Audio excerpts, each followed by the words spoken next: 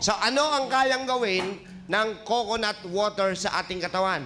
Ito yung health benefits. Magbibigay tayo. Okay, number sa 1. madaling salita, buko juice.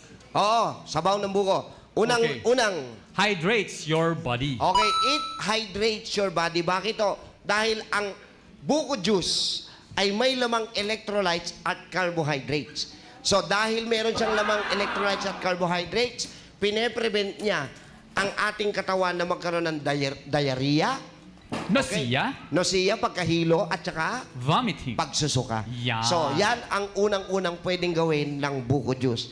It hydrates our body.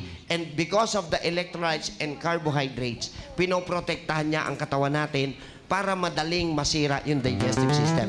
Pinatitibay niya ang digestion. Number 2, lowers blood pressure. nakabababa po ito ng presyon natin. Pagtaas. Bakit daw? Because meron po siyang vitamin C, potassium, magnesium na Nagbabalanse. balancing out the negative effects of sodium. Tandaan nyo, kaya po kayo hina-high blood, mataas ang alat, mataas ang sodium. Oh! So dahil po ang buko juice ay may vitamin C, potassium at magnesium, nire-regulate niya yung sodium.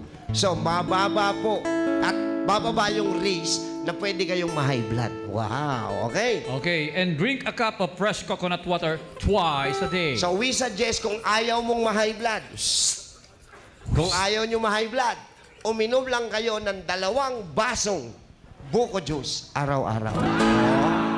Mas mura yon kaysa mag-maintain ng gamot.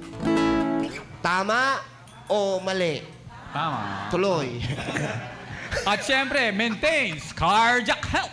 Ibig sabihin po Cardiac nito, tinutulungan nito na maging masigla, malakas ang ating puso. Bakit? daw? Because cholesterol and fat-free. Ang buko juice po ay